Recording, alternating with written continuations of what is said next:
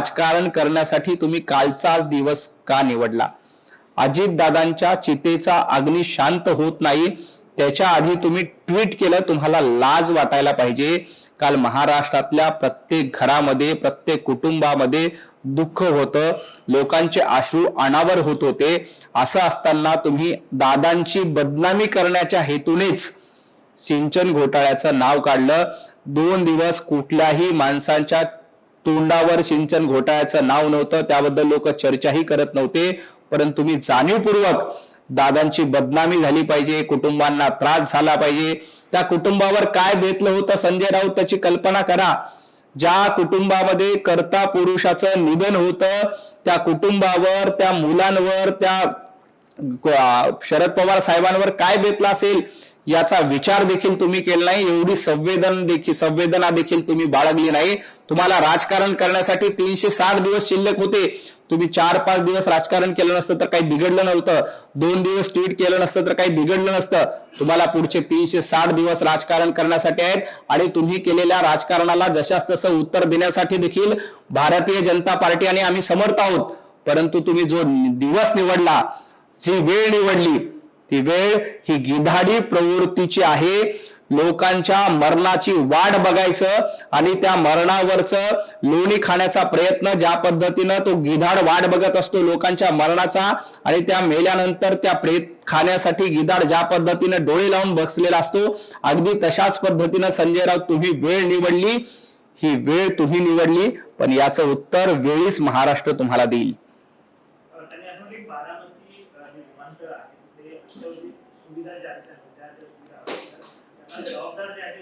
परंतु हा अपघात अतिशय दुर्दैवी होता। याच्या आधी देखील अनेक विमानं तिथं लँड झाली होती, परंतु असा अपघात झाला नव्हता।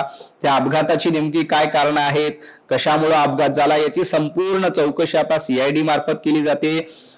केंद्रीय विमानतळ मंत्रालयाकडनं त्याची चौकशी केली जाते। ह्या सगळ्या प्रकरणाचा तपास होईल। त्यामध्ये तांत्रिक कारण होतं का वेगळ्या कारणामुळे अपघात झाला, या सगळ्या प्रकरणात चौकशीमधनं बाहेर येईल। परंतु अशा पद्धतीनं एखाद्या ज्येष्ठ नेत्याच्या मृत्यूचं राजकारण करणं अयोग्य आहे, एवढंच मला संजय राऊतांना सांगायचं। केंद्रीय अर्थमंत्री निर्मला सीतारामन यांनी लोकसभेत आर्थिक सर्वेक्षण अहवाल मांडला आणि अहवालात असं म्हणतंय की ज्या लाडक्या बहिणी योजना सुरू आहेत राज्यामध्ये त्यामुळे कुठेतरी राज्याचं आर्थिक संतुलन जे आहे ते बिघडलं। महाराष्ट्र अतिशय सक्षम आणि प्रगत राज्य आहे। लाडक्या बहिणीमुळे महाराष्ट्राच्या तिजोरीवर ताण येत असला तरीही महिला सक्षमीकरणाचं मोठं पाऊल महाराष्ट्रामध्ये उचललं जातंय। महिला स्वयंपूर्ण होत आहेत, त्या पायावर उभ्या राहतात। त्यामुळे लाडक्या बहीण योजनेचा तिजोरीवर ताण येत असेल तरी महिलांच्या सक्षमीकरणामध्ये, महिला स्वावलंबी होण्यामध्ये त्याचा उपयोग होतो। त्याचाही रोजगार निर्मितीसाठी आणि एकूण अर्थव्यवस्थेला चालना मिळण्यासाठी उपयोग होतो। त्यामुळे जरी थोडा तिजोरीवर ताण आणला तरी त्याचा फार परिणाम होणार नाही। आमच्या माता भगिनी स्वतःच्या पायावर उभ्या राहतात, याचा जास्त आनंद आम्हाला आहे।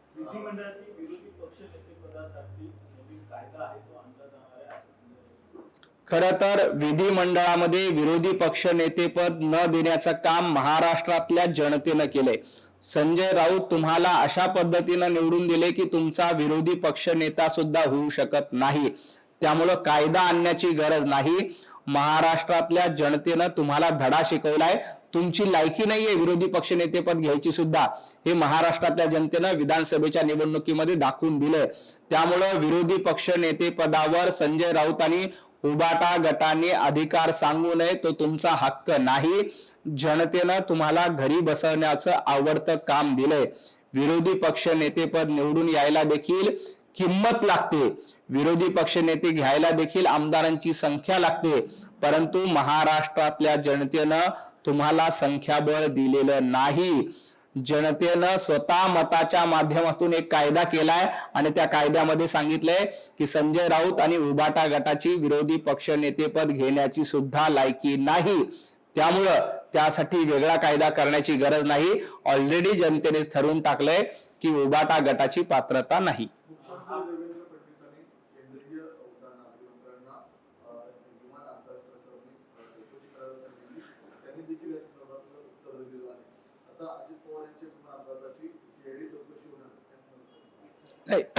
केंद्रीय विमानतळ मंत्रालय चौकशी करेल, सीआयडीच्या मार्फत चौकशी होईल।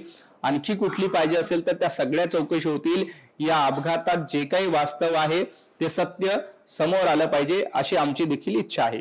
महापौर पदासाठी कुठेतरी रस्सीखेच सुरू आहे माहितीमध्ये, अशा पद्धतीने संजय राऊतांनी आरोप केलेला आहे. त्यात समित्या मतवाटप आहे, समित्या वाटपावरून, आणि म्हणून महापौर निवडणूक जाहीर केली आहे. आपल्या सगळ्यांना कल्पना आहे की उपमुख्यमंत्री अजित पवार यांच्या निधनामुळे महाराष्ट्रामध्ये 3 दिवसाचा शासकीय दुखवटा आहे.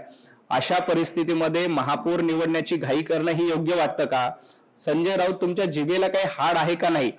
गेल्या 3 दिवसामध्ये प्रत्येक जण दुःखामध्ये आहे आणि असं असताना महापौरसाठी बैठक घेणं, महापौर आमचा का तुमचा, याबद्दल चर्चा करण्याला आम्हाला वेळ नाही. महापौर महायुतीचाच होणार याच्याबद्दल अजिबात शंका नाही आणि योग्य वेळी जनतेनं महायुतीला भरपूर पाठिंबा दिलाय. आमच्यामध्ये अजिबात रस्सीखेच नाही की शिवसेनेचा महापौर करायचा का भारतीय जनता पार्टीचा महापौर करायचा आहे. आमचं पहिल्या दिवसापासून ठरलंय महापौर हा महायुतीचा होईल, महापौर हा हिंदू होईल आणि महापौर हा मराठी होईल. त्यामुळं आमचा अजेंडा ठरलेला होता. उलट तुमचा अजेंडा खानाला महापौर करण्याचा होता, तो उद्ध्वस्त करण्याचं काम मुंबईकरांनी केलंय आणि महाराष्ट्रातल्या जनतेनेही देखील केलंय. गेल्या 3 दिवसात ज्या घटनाक्रम झाले त्याच्यामुळे या सगळ्या प्रक्रियेला उशीर होतोय आणि योग्य वेळी पुढच्या आठवड्यामध्ये त्याबद्दलचा निर्णय माननीय मुख्यमंत्री देवेंद्रजी फडणवीस, एकनाथजी शिंदे बसून घेतील.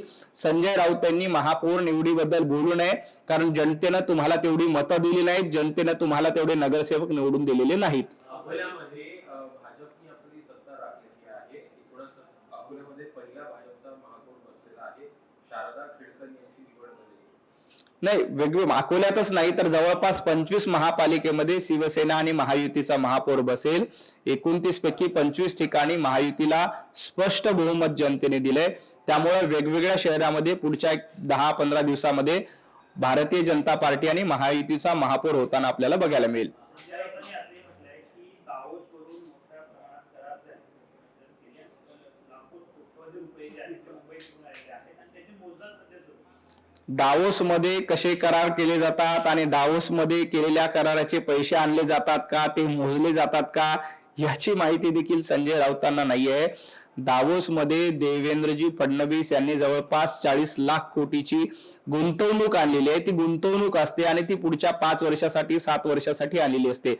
आदित्य ठाकरे जेव्हा दावोस मध्ये गेले होते तेव्हा त्यांनी नेमके किती पैसे आणले होते, त्या पैशाची मोजणी मंत्रालयामध्ये केली होती का संजय राऊत मातोश्रीमध्ये केली होती का भांडूप मधल्या तुमच्या घरी येऊन आदित्य ठाकरेंनी केली होती, याचं उत्तर आधी महाराष्ट्राला द्या. आदित्य ठाकरे देखील दावोस मध्ये कुठलेही अधिकार नसताना गेले होते. आदित्य ठाकरे ना उद्योग मंत्री होते, ना महाराष्ट्राचे मुख्यमंत्री होते, ना उपमुख्यमंत्री होते, तरीही आदित्य ठाकरे दावोसला गेले. मग दावोस मधनं त्यांनी काहीतरी 80,000 कोटीची गुंतवणूक आणली होती.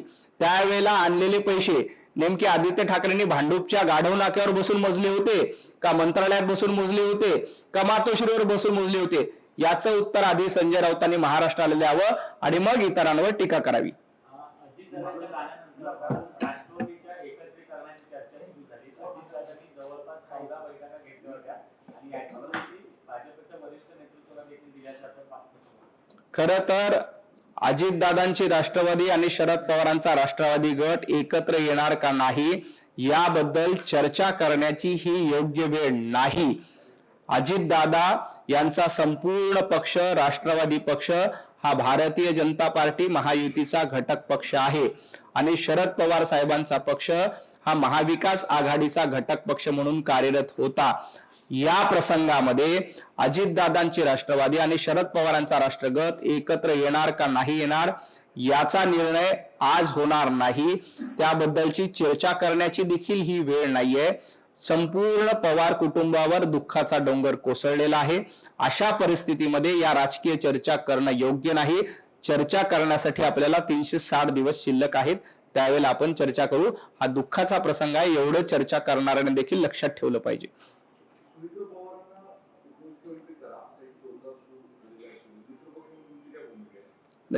सुमित्रा पवार यांना काय करायचं त्यांच्या पक्षात त्याबद्दलचा निर्णय होईल, त्यासाठी देखील ही योग्य वेळ नाही.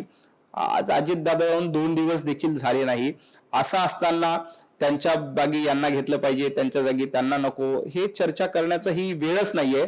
आता स्वतः पवार कुटुंब असतील, सुनेत्राताई असतील, पार्थ पवार असतील, हे सगळे दुःखाच्या डोंगरामध्ये आहेत. अशा परिस्थितीमध्ये राजकारणाच्या चर्चा करणं कुणालाही शोभत नाही. माझी आपल्या माध्यमातून पत्रकारांना, राजकीय विश्लेषकांना देखील विनंती आहे की राजकारण हे कोणासाठी थांबत नाही, हे खरं आहे, परंतु आपण किमान वेळेचं आणि काळाचं भान ठेवून याबद्दल चर्चा केली तर जास्त संयुक्तिक होईल आणि माणुसकीला धरून असेल. खूप खूप धन्यवाद.